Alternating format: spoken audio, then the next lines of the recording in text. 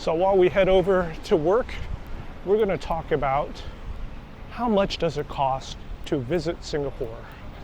Because this is a common question as more people come over here for vacation.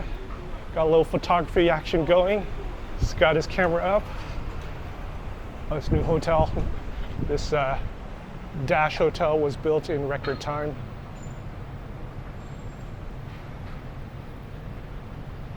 Always interesting seeing other professionals do their work. All right, so we're going to talk about what it costs to visit Singapore. We're going to make a couple assumptions here. First assumption is we're looking at a 1 week visit, a 1 week stay, so 7 days. We're also looking for a single person, so we're not talking about a couple or a family. Of course, if you are a couple or a family, extrapolate, do basic multiplication, and from the numbers that I give you. And also, you're kind of I know it's tough to say what an average tourist is, but what I'm considering an average tourist to be is someone who is going to do a hawker center a couple times, right? You're going to do a hawker center, you're going to do a mid-range restaurant, you're going to walk into a mall, eat, and then maybe once a day or maybe every other day, you want to splurge a little bit.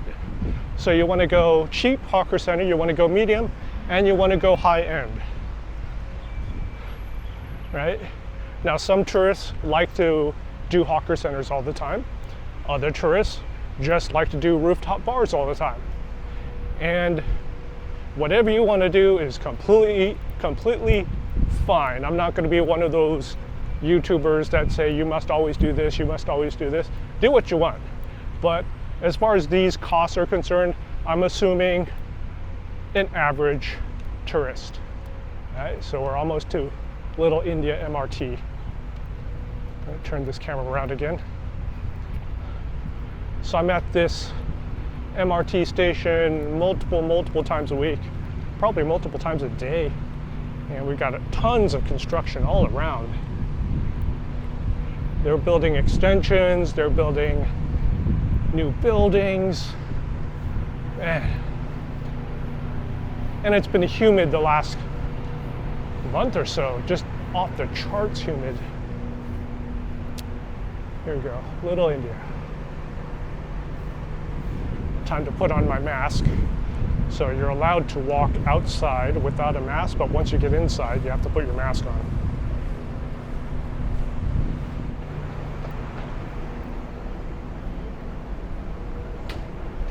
Okay, we got our mask on. Also time to take the sunglasses off. Audio is gonna suck. Everything's gonna be muffled, but that's all right. Okay, so we hit Little India. This is the purple line. We're gonna take the purple line, northeast line, all the way down to Outram Park. And actually no. I can take the purple line all the way down to Harbourfront, which is Vivo City. And after I do that, I'm gonna transfer over to the Circle line and then head over 2 or 3 stops to Labrador Park.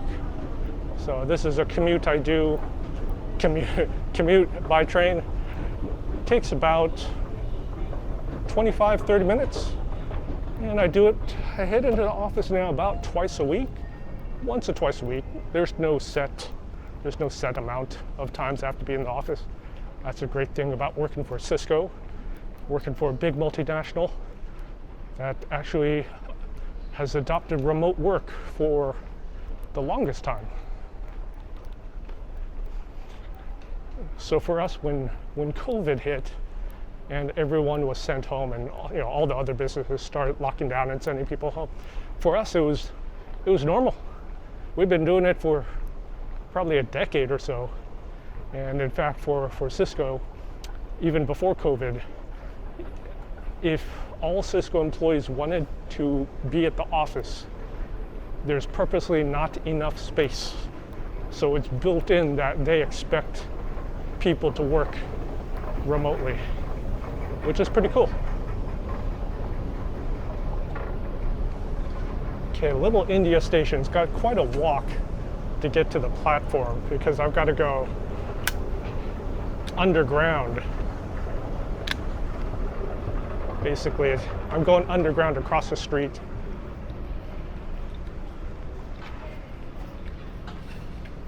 And every station has its own unique art.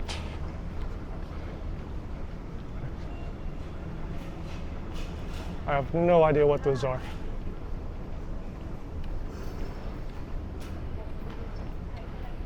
And most stations have shops of some kind. The one at Somerset and Orchard, they've got 7-Elevens, bakeries, restaurants in the stations. Not as extensive as in Japan. So in Japan, when you're going around in the subway, it's just a complete underground city.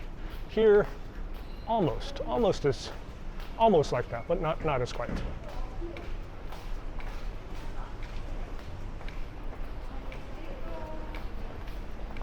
We've got our trusty MRT card.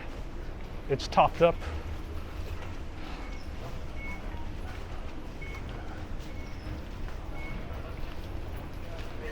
The ever-present camera. Singapore is always watching.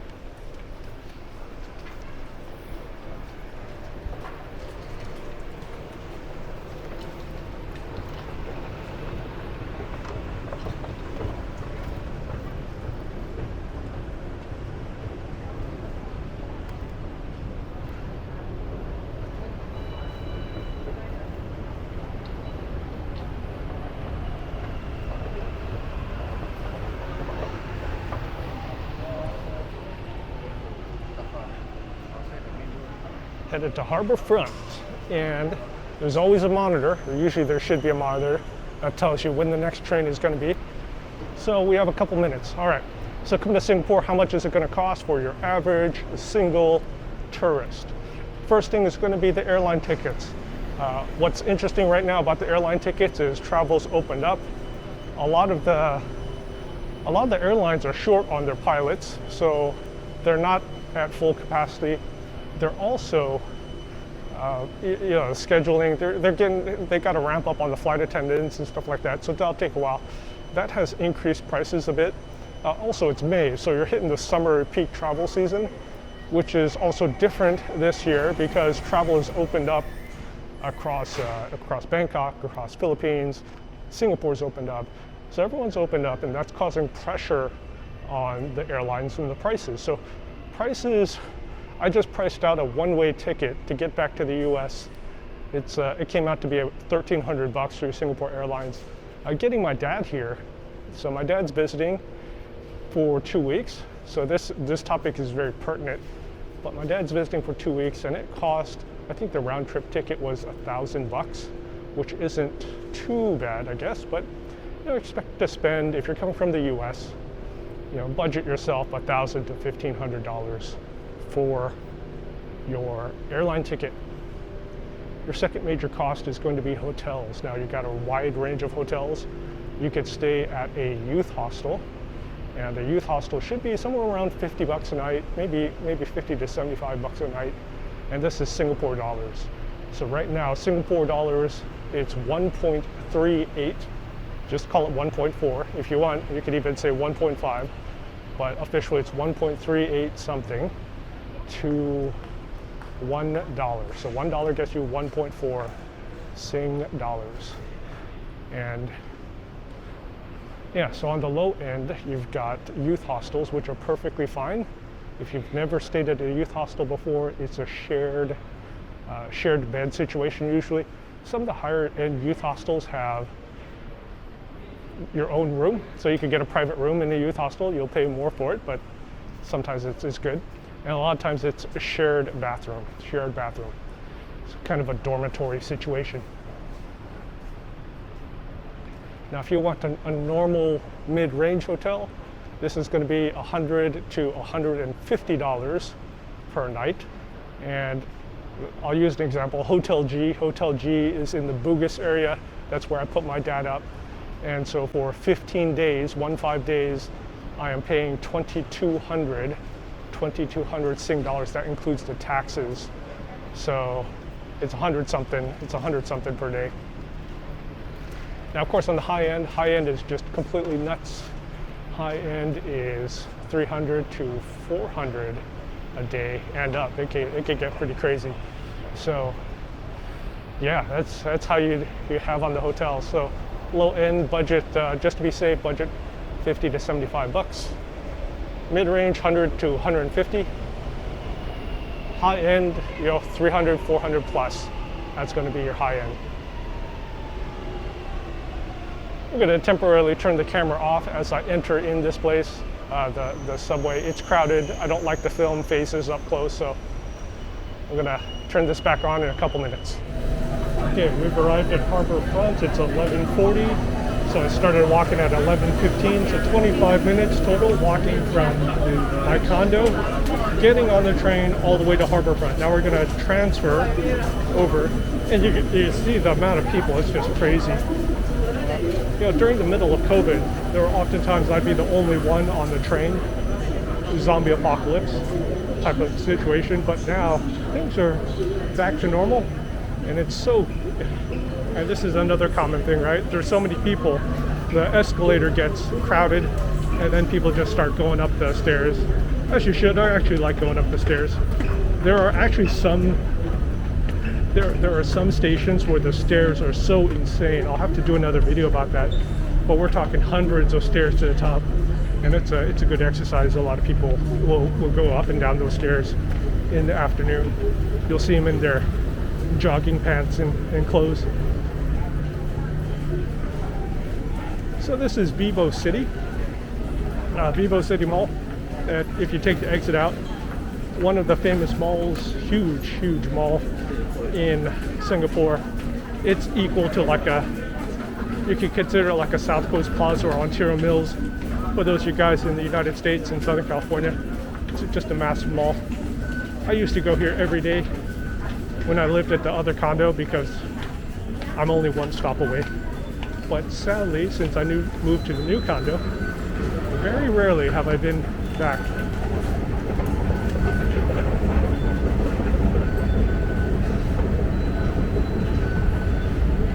Okay, so we talked about the airfare, we talked about the hotels.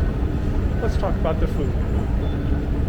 And the food I'll do a separate video on later, but you're gonna have a mix of hawker centers, normal restaurants, and high-end stuff.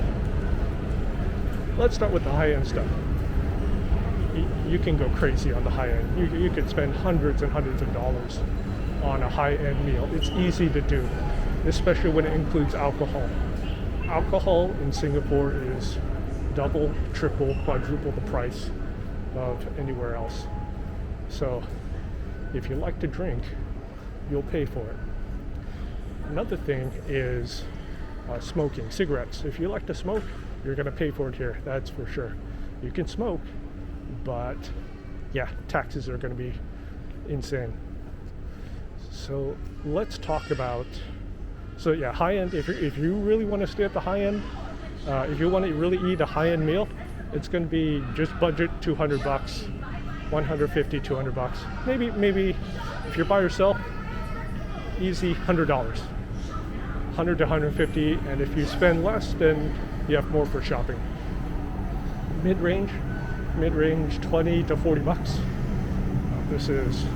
I usually spend most of my time in the mid-range restaurants, Kokuichi Banya, that type of stuff. I like going into the malls to eat. So 25 bucks average is for me. And then hawker centers, the cheap stuff. Oh man, you could save a lot of money going to the hawker centers. Last night, dinner with my dad, I had wonton noodles. I had some pork, I had some veggies. We got some soup, we got some lime juice, $7 each. So, hawker center, 5 to 10 bucks.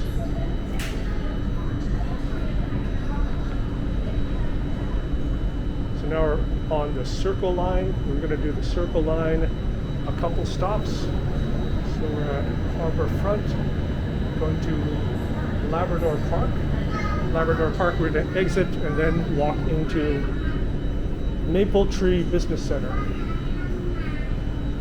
was at the very front of the train, and there's a huge window that lets you look out to the front of the train as it's going down the tracks. It's an excellent view, and there's a guy sitting there. He wouldn't let me film, which is kind of a bummer because it would have made a really great video. I'm guessing it's for safety reasons, or it's a secret. You don't want people looking at your tunnels to plan an attack or something like that. Who knows? But there's a guy sitting there. As soon as I put my camera up, he was like, no. I got waved off. It's kind of a bummer. All right.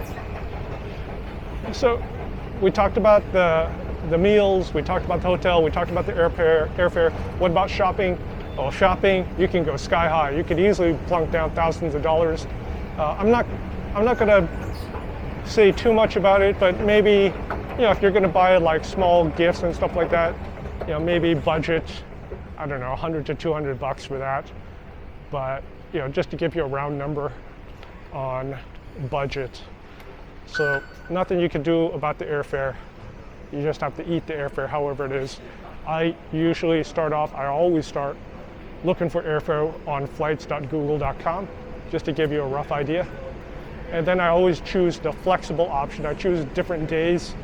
So if I don't need to be here on a certain day, play around with the dates. You can save a lot of money. But do watch out for summer. Summer's gonna suck. Christmas, major holidays, that type of stuff. For the Christmas time,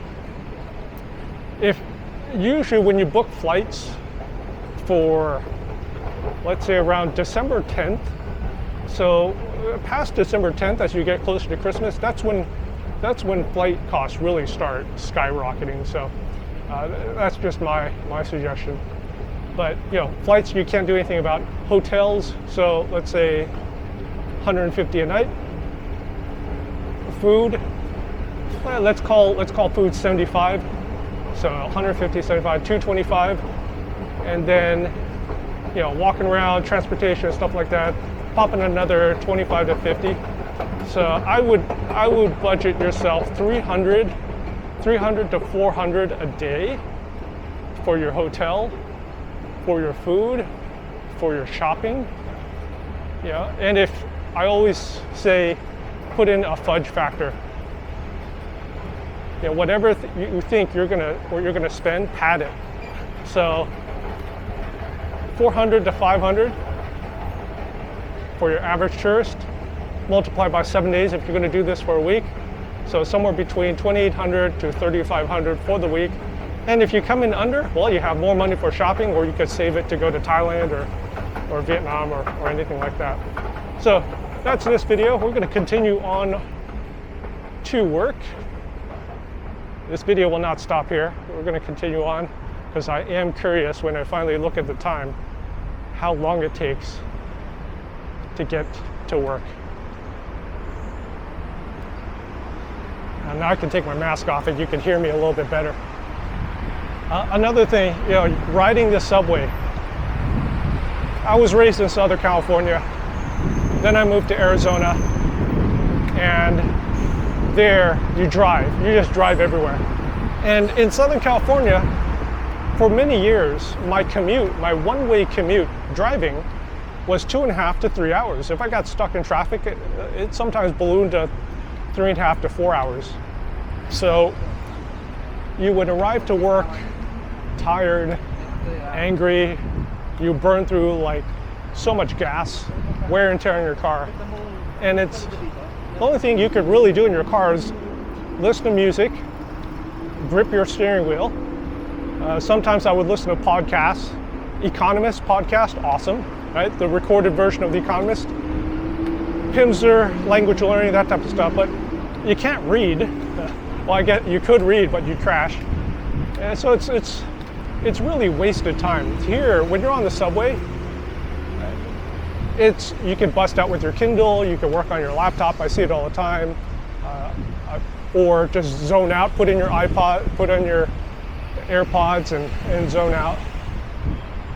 So, and you arrive at work rested, like I'm walking to work, I'm happy, I'm cool, life is good, right?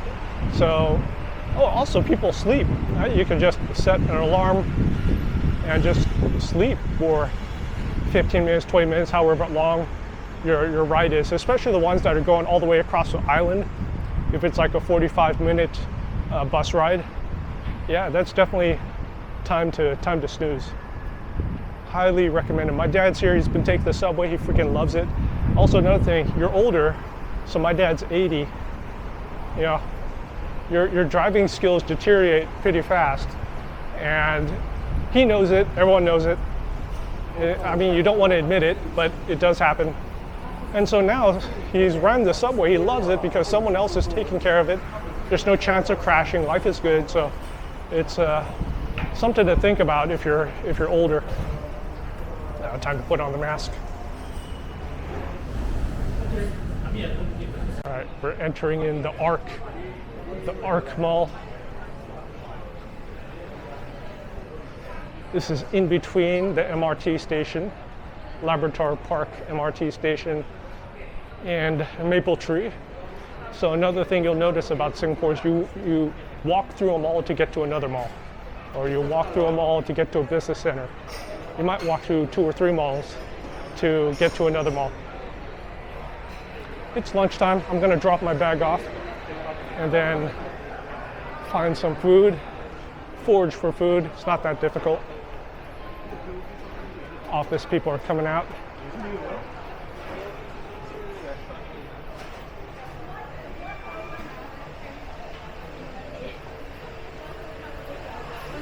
What's also nice is all the gantries, all the trace together checkpoints where the security check for your vaccination status, where you have to scan the QR code. Those are all gone. It's freaking awesome. All the entrances are opened up. So that was another thing about COVID, is you walk into a mall, and let's say a mall normally has 8 entrances. They would close down 6 of them, so you only have 2 entrances because they're funneling all the people in for the QR code checks and the trace together checks. Now it's all open.